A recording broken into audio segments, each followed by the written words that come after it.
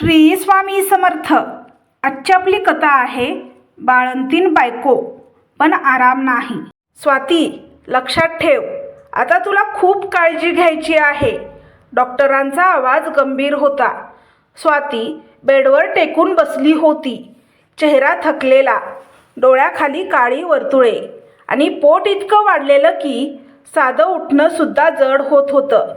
तिच्या शेजारी तिचा नवरा रोहित उभा होता. त्याच्या चेहऱ्यावर काळजी स्पष्ट दिसत होती. डॉक्टर पुढे म्हणाले, तुझी प्रेग्नन्सी कॉम्प्लिकेटेड आहे. तुला पूर्ण बेड रेस्ट घ्यावी लागेल. जास्त काम, ताण काहीही चालणार नाही, नाहीतर डिलिव्हरीच्या वेळी प्रॉब्लेम होऊ शकतो. रोहित लगेच पुढे झाला. डॉक्टर, किती काळजी घ्यावी लागेल? काही विशेष लक्ष द्यायचं आहे का? डॉक्टरांनी त्याच्याकडे पाहिलं. हो, सर्वात महत्त्वाचं म्हणजे तिला आराम हवा. तिला कामाला लावू नका. शरीर आधीच कमजोर आहे. रोहितने गंभीरपणे मान हलवली. हो डॉक्टर, मी लक्ष देईन. स्वातीने त्याच्याकडे पाहिलं. त्या क्षणी तिला थोडासा दिलासा वाटला. तो आहे माझ्यासोबत. घरी परतल्यावर सासूबाई हॉलमध्ये बसून टी व्ही बघत होत्या. काय म्हणाले डॉक्टर? त्यांनी विचारलं. पूर्ण विश्रांती सांगितली आहे, स्वातीने उत्तर दिलं. सासूबाई लगेच हसल्या. अगं, आम्ही पण बाळंतपण केलंय, कुठे असं पडून राहायचं? डॉक्टर लोक जास्तच घाबरवतात. रोहित तिथेच उभा होता. त्याने आईकडे पाहिलं. एक क्षण तो काहीतरी बोलणार होता, पण मग तो शांत झाला. स्वाती, तू काळजी घे, एवढंच म्हणाला. स्वातीच्या मनातली आशा थोडी कमी झाली. तो माझ्यासोबत आहे, पण माझ्यासाठी बोलणार नाही. त्या रात्री स्वाती झोपायचा प्रयत्न करत होती, पण तिचं मन शांत नव्हतं. तिने मोबाईल घेतला आणि बाबाला फोन केला. हॅलो बाळा. वडिलांचा आवाज ऐकताच तिच्या डोळ्यात पाणी आलं. बाबा, डॉक्टर म्हणतायत प्रेग्नेन्सी कॉम्प्लिकेटेड आहे. मला पूर्ण रेस्ट घ्यावी लागेल. फोनच्या दुसऱ्या बाजूला शांतता पसरली. भाऊ म्हणाला, ताई, मग तू इकडे ये, आम्ही आहोत ना. स्वातीच्या मनात आशा निर्माण झाली, पण वडील हळू आवाजात म्हणाले, स्वाती बाळा, आम्हाला खूप वाटतं तुला इथे आणावं, पण तुझी काळजी घ्यायला घरात कोणी बाई नाही. ती शांत झाली. भाऊ पुढे म्हणाला, ताई, तू चिंता करू नकोस. डिलिव्हरीचा सगळा खर्च आम्ही करतो. स्वातीच्या डोळ्यातून अश्रू वाहू लागले. मला माहिती आहे दादा, तुम्ही आहात, म्हणूनच मी मजबूत आहे. फोन ठेवताना तिच्या मनात एकच विचार, माहेर आहे पण आई नाही. दिवस पुढे जात होते. स्वाती स्वतःला जपण्याचा प्रयत्न करत होती, पण सासूचं वागणं तसंच होतं. अगं, थोडं काम केलंस तर काही होत नाही. रोहित कधी कधी म्हणायचा, आई, तिला थोडा आराम करू दे ना. पण सासूबाई लगेच उत्तर द्यायच्या, तू गप्प बस, आम्हाला शिकवू नकोस. आणि रोहित पुन्हा शांत व्हायचा. आणि मग डिलिव्हरीचा दिवस आला. रात्री अचानक स्वातीला तीव्र वेदना सुरू झाल्या. रोहित घाबरला. आई, लगेच हॉस्पिटलला जावं लागेल. तो स्वतः स्वातीला आधार देत हॉस्पिटलमध्ये घेऊन गेला. तिचा हात घट्ट धरून, काही होणार नाही, मी आहे ना, तो म्हणाला. त्या शब्दांनी स्वातीच्या डोळ्यात पाणी आलं. हॉस्पिटलमध्ये डॉक्टरांनी तपासणी केली.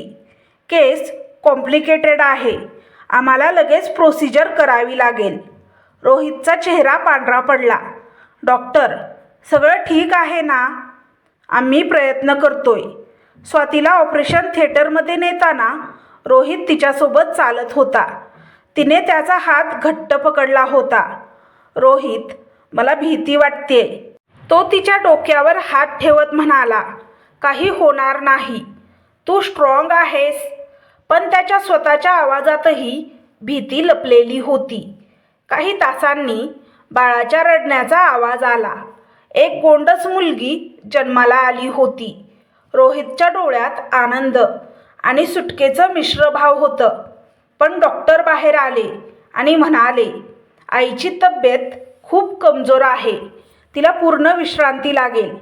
रोहितने गंभीरपणे मान हलवली. हो डॉक्टर. काही दिवसांनी स्वाती घरी आली. तिच्या मनात एक छोटीशी आशा होती, आता तरी सगळं बदलेल. पण घरात पाऊल टाकताच सासूबाईंचा आवाज, झालं ना आता, आता उठ आणि कामाला लाग. रोहित तिथेच उभा होता. त्याने स्वातीकडे पाहिलं, पण काहीच बोलला नाही. त्यावेळी बाळ सतत रडत होतं. स्वाती पूर्ण रात्र जागी होती. रोहित एकदा उठला. खूप त्रास होतोय का? हो, झोपत नाहीये. तो काही क्षण थांबला, पण मग म्हणाला, मला उद्या ऑफिस आहे, आणि दुसऱ्या खोलीत गेला. पहाटे 4 वाजता बाळ झोपलं. पहाटेची वेळ. घड्याळात 6 वाजत होते. स्वातीच्या डोळ्यात अजूनही झोप होती. शरीर थकलं होतं, डोकं जड झालं होतं आणि पोटाच्या खाली सतत दुखत होतं. रात्रभर बाळ रडत होतं. कधी पोटदुखी, कधी भूक, कधी फक्त कुशीत राहायचं म्हणून. स्वाती पूर्ण रात्र जागी होती. आत्ता डोळा लागला होता आणि तेवढ्यात, स्वाती अजून झोपतेस? घरात कामं पडली आहेत. सासूबाईंचा कडक आवाज कानावर पडला. स्वातीने हळूच डोळे उघडले. तिचं शरीर जणू साथ देत नव्हतं. तरीही ती उठली, कारण तिला माहीत होतं, ती नाही उठली तर टोमणे अजून वाढणार. ती हळूहळू उठली. बाळाकडे पाहिलं. ते अजून झोपलेलं होतं. झोपतंय तोवर काम उरकते, ती स्वतःशीच पुटपुटली. स्वयंपाकघरात येताच सासूबाईचा आवाज, आता कामाला लाग, घरात सगळं पडून आहे. स्वातीने काही न बोलता कामाला सुरुवात केली. पण उभं राहणंसुद्धा तिच्यासाठी कठीण होतं. तिच्या टाक्यांचा त्रास अजूनही कमी झाला नव्हता. ती थोडं वाकून भाजी चिरत होती. तेवढ्यात बाळ रडायला लागलं. स्वातीचं हातचं काम थांबलं. ती धावतच बाहेर गेली. बाळाला उचललं, कुशीत घेतलं. बाळ शांत झालं, पण स्वातीचा श्वास वाढलेला होता. अगं, आता तिलाच सांभाळत बसणार आहेस का? काम कोण करणार? सासूबाईंचा आवाज पुन्हा घुमला. स्वातीने बाळाला पटकन दूध पाजून झोपवलं आणि पुन्हा स्वयंपाकघरात आली आणि पोळ्या करायला सुरुवात केली. तिच्या कपाळावर घाम जमा झाला होता. तेवढ्यात रोहित ऑफिससाठी तयार होत बाहेर आला. त्याने स्वातीकडे पाहिलं. स्वातीचा चेहरा थकलेला पाहून त्याच्या चेहऱ्यावर अस्वस्थता दिसली. स्वाती, तू आराम कर ना, मी बाहेरून काहीतरी घेऊन जातो, तो म्हणाला. स्वाती काही बोलणार. तेवढ्यात, कशाला बाहेरचं? घरात बायको आहे ना, सासूबाई तडकल्या. रोहित शांत झाला. त्याने पुन्हा काहीच बोललं नाही. स्वातीने हळू आवाजात म्हणण्याचा प्रयत्न केला, मला थोडा त्रास होतोय, अजून टाके दुखत आहेत, डॉक्टरांनी आराम सांगितला होता. सासूबाई लगेच हसल्या. अगं, आम्ही पण 2-2 बाळंतपण केलंय, एवढं नाटक नाही केलं. सगळं काम केलं, घर सांभाळलं. स्वाती गप्प झाली. तिच्या डोळ्यात पाणी आलं, पण तिने ते आवरलं. दिवस पुढे सरकत होते. प्रत्येक दिवस तिच्यासाठी सारखाच होता. रात्री जागरण, सकाळी काम, मध्ये बाळ आणि सासूबाईंचे टोमणे. एक दिवस स्वाती धैर्य करून सासूबाईंसमोर उभी राहिली. आई, मला खरंच त्रास होतोय, अजून शरीर साथ देत नाही. डॉक्टरांनीही सांगितलं आहे आराम करायला. सासूबाईंचा चेहरा लगेच बदलला. अगं, आम्ही काही फुकट बसलो होतो का? आम्ही पण त्रास सहन केलाय, त्यावेळी कोणी नव्हतं मदत करायला. स्वातीने हळू आवाजात म्हणण्याचा प्रयत्न केला. आपण घरकामासाठी एक बाई ठेवू शकतो का काही दिवसांसाठी? क्षणभर शांतता पसरली आणि पुढच्या क्षणी सासूबाई जोरात बोलल्या. काय बाई ठेवायची? पैसे झाडाला लागलेत का? उगाच खर्च करायला? स्वातीचा आवाज थरथरला. मी म्हणतेय काही दिवसांसाठी. नको काही, घरात तू आहेस ना, मग बाई कशाला? सासूबाई ठामपणे म्हणाल्या. रोहित तिथेच उभा होता. त्याने सगळं ऐकलं. त्याच्या चेहऱ्यावर अस्वस्थता होती. तो काही बोलणार होता, पण सासूबाई त्याच्याकडे वळल्या. आणि तू बायकोचं जास्त ऐकायला लागलास आता. रोहितने नजर खाली केली. तो काहीच बोलला नाही. त्या रात्री स्वाती बाळाला झोपवत बसली होती. तिच्या डोळ्यातून शांतपणे अश्रू वाहत होते. रोहित तिच्या जवळ आला. तू ठीक आहेस ना? त्याने हळू आवाजात विचारलं. स्वातीने फक्त मान हलवली. आई खूप कडक आहे, पण तो वाक्य पूर्ण करू शकला नाही, कारण त्यालाच माहीत होतं तो काहीच करत नाहीये. स्वातीने काहीच उत्तर दिलं नाही. ती फक्त बाळाकडे बघत राहिली. थोड्या वेळाने बाळ झोपलं. स्वातीने हळूच तिच्या आईचा फोटो काढला. ती फोटोला बघत राहिली आणि तिच्या डोळ्यातून अश्रू ओघळले. आई, तू असतीस ना, तर मला असं सहन करावं लागलं नसतं. तो क्षण खूप जड होता. दुसऱ्या दिवशी स्वाती पुन्हा काम करत होती. तिचं शरीर आता पूर्णपणे थकलेलं होतं. तिला उभं राहायलाही त्रास होत होता. तरीही ती काम करत होती, कारण तिच्याकडे पर्याय नव्हता. बाळ पुन्हा रडायला लागलं. स्वातीने त्याला उचललं, पण अचानक तिच्या डोक्यात गरगरायला लागलं. तिने भिंतीला हात लावला. श्वास वाढला. डोळ्यासमोर अंधार येऊ लागला. बाळ जोरात रडत होतं. स्वाती, रोहितचा आवाज दुरून ऐकू आला, पण स्वातीच्या कानात काहीच नीट पोहोचत नव्हतं. तिचं शरीर हलायला लागलं. स्वाती, अगं स्वाती. रोहितचा आवाज घाबरलेला होता.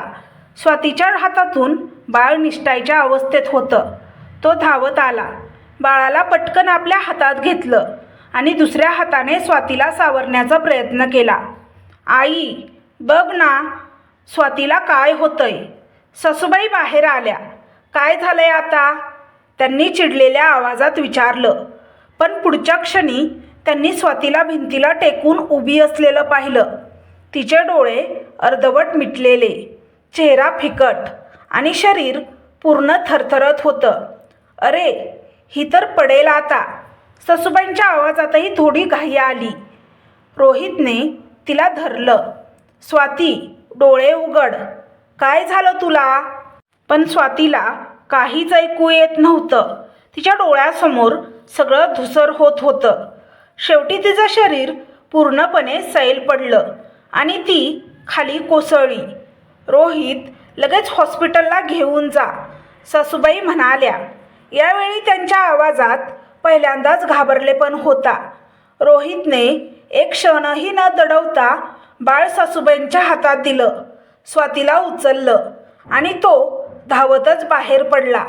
हॉस्पिटलमध्ये, डॉक्टर, प्लीज बघा.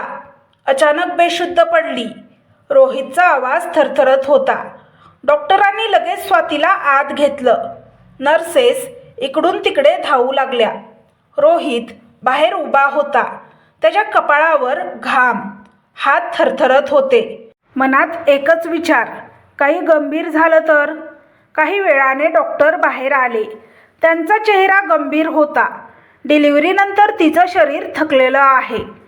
तुम्ही तिची काळजी घेत नाही का? रोहित गोंधळला. डॉक्टर, मी. डॉक्टर थेट म्हणाले, तिचं शरीर पूर्णपणे कमजोर झालं आहे. डिलिव्हरीनंतर तिला पूर्ण विश्रांती हवी होती, पण दिसतंय ती सतत काम करत आहे. रोहित गप्प झाला. डॉक्टर पुढे म्हणाले, तिच्या टाक्यांवर ताण आला आहे. शरीरात रक्ताची कमतरता आहे. अशा अवस्थेत काम केल्यामुळेच ती कोसळली. रोहितच्या चेहऱ्यावर अपराधीपण स्पष्ट दिसत होतं. डॉक्टर, आता काय करावं लागेल? आता तरी तिला पूर्ण आराम द्या, नाहीतर परिस्थिती आणखी गंभीर होऊ शकते. रोहित शांत उभा होता. त्याच्या मनात सगळे प्रसंग एकामागोमाग एक येत होते. स्वातीचा थकलेला चेहरा, तिचं मला त्रास होतोय म्हणणं, तिचं बाई ठेवण्याबद्दल सांगणं आणि त्याचं गप्प राहणं. मी काय केलं? तो स्वतःलाच विचारत होता.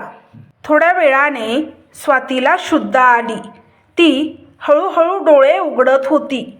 रोहित तिच्या बाजूला बसला होता. स्वाती, तिने त्याच्याकडे पाहिलं.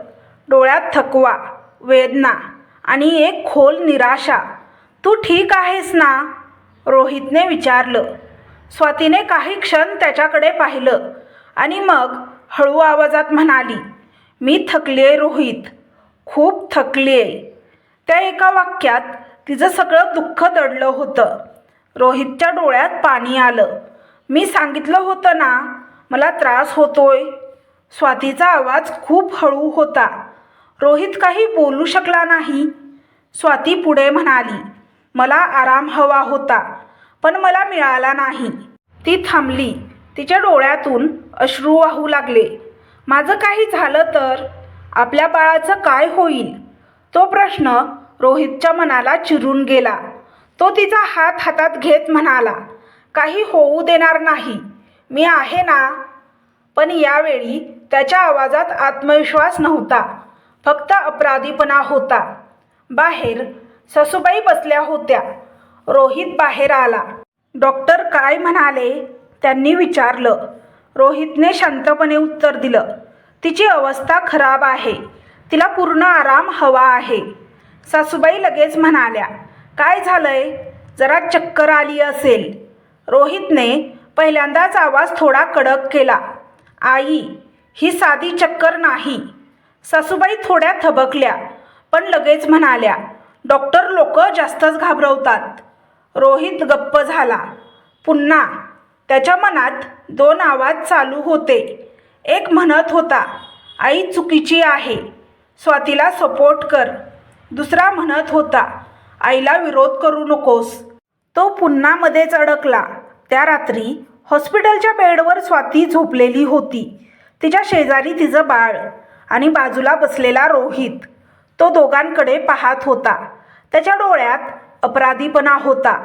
मी नवरा म्हणून अपयशी ठरलो का? हा प्रश्न त्याला सतावत होता. स्वाती हलकेच डोळे उघडते, रोहितकडे पाहते, पण काही बोलत नाही. कारण आता तिला समजलं होतं, तो माझ्यासोबत आहे, पण माझ्यासाठी उभा नाही. हॉस्पिटलची ती रात्र स्वाती शांत पडली होती. तिच्या शेजारी तिचं बाळ झोपलेलं होतं, लहानसं, निरागस. आणि बाजूला बसलेला रोहित, त्याच्या डोळ्यात झोप नव्हती. तो स्वातीकडे बघत होता. तिचा फिकट चेहरा, हातावर सलाईन आणि थकलेलं शरीर. त्याच्या मनात एकच विचार फिरत होता, हे सगळं तिच्यासोबत का घडलं आणि मी काय केलं? सकाळ झाली. डॉक्टर राऊंडवर आले. कशी आहे आता? त्यांनी विचारलं. स्वातीने हलकसं उत्तर दिलं, थोडं बरं वाटतंय. डॉक्टरांनी रोहितकडे पाहिलं. तिला अजूनही पूर्ण विश्रांती हवी आहे. यावेळी दुर्लक्ष केलं तर पुढे आयुष्यभरासाठी प्रॉब्लेम होऊ शकतो. रोहितने मान खाली घातली. हो डॉक्टर. डॉक्टर गेले. काही क्षण शांतता पसरली. स्वातीने रोहितकडे पाहिलं. रोहित, हां, मी परत तिथे जाऊ शकत नाही. तो थबकला. हे वाक्य त्याने अपेक्षित केलं होतं, पण तरीही ते ऐकताना त्याला धक्का बसला. काय म्हणतेस तू? स्वातीने शांतपणे उत्तर दिलं, मी आता त्या घरात परत जाऊ शकत नाही, जिथे माझ्या वेदनांची किंमत नाही. जर तुला मी आणि माझी मुलगी हवी असेल तर आपण वेगळ्या घरात राहू. त्या घरात मला शांतता मिळणार नाही. मी आणखी त्रास सहन करू शकत नाही. जर तुला तिथेच राहायचं असेल तर मी तुला सोडून जाईन. रोहित काही क्षण गप्प राहिला. त्याच्याकडे उत्तर नव्हतं. स्वातीने पुढे म्हणाली, मी खूप प्रयत्न केला रोहित, सगळं सहन केलं, पण आता नाही होत. तिच्या डोळ्यात अश्रू नव्हते, कारण ती रडून थकली होती. माझं काही झालं असतं तर आपल्या बाळाचं काय झालं असतं? तिचा आवाज हलका पण ठाम होता. रोहितच्या मनात तोच प्रश्न पुन्हा घुमला. त्या क्षणी रोहितच्या डोळ्यात काहीतरी बदललं. त्याने पहिल्यांदाच तिच्याकडे नीट पाहिलं. ती आता तीच स्वाती नव्हती, जी सगळं शांतपणे सहन करत होती. ती आता स्वतःसाठी उभी राहणारी आई होती. बाहेर ससूबाई बसल्या होत्या. रोहित बाहेर आला. डॉक्टर काय म्हणाले? त्यांनी विचारलं. रोहित काही क्षण शांत राहिला आणि मग पहिल्यांदाच ठाम आवाजात म्हणाला, आई, स्वाती आता तिथे परत येणार नाही. ससूबाई चकित झाल्या. काय काय बोलतोयस तू? तिची तब्येत खूप खराब झाली आहे. तिला आराम हवा आहे आणि तिथे तिला तो मिळणार नाही. ससूबाईंचा आवाज चढला. अरे एवढंसं झालंय, त्यासाठी घर सोडायचं? रोहितने ठामपणे उत्तर दिलं. हे एवढंसं नाही आहे आई. क्षणभर शांतता पसरली. ती माझी बायको आहे आणि तिची जबाबदारी माझी आहे. रोहित पुढे म्हणाला. आतापर्यंत मी गप्प बसलो, पण आता नाही. सासूबाई स्तब्ध झाल्या. त्यांनी पहिल्यांदाच मुलाला असं बोलताना पाहिलं. तुला बायकोचं जास्त दिसतंय आता, त्या रागाने म्हणाल्या. रोहित शांतपणे म्हणाला, मला माझी चूक दिसतेय. त्या एका वाक्याने सगळं बदललं. रोहित परत आत आला. स्वाती शांत बसली होती. स्वाती, तो हळू आवाजात म्हणाला. तिने त्याच्याकडे पाहिलं. आपण घरी नाही जाणार. स्वाती थोडी चकित झाली. मग?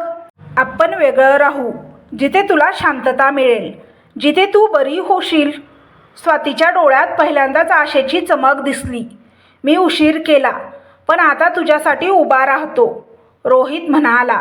स्वातीच्या डोळ्यात पाणी आलं, पण यावेळी ते दुःखाचं नव्हतं. ते दिलासाचा क्षण होता. काही दिवसांनी स्वाती हॉस्पिटलमधून डिस्चार्ज झाली. रोहित तिला थेट सासरी घेऊन गेला नाही. त्याने एक छोटंसं घर भाड्याने घेतलं होतं. साधं पण शांत.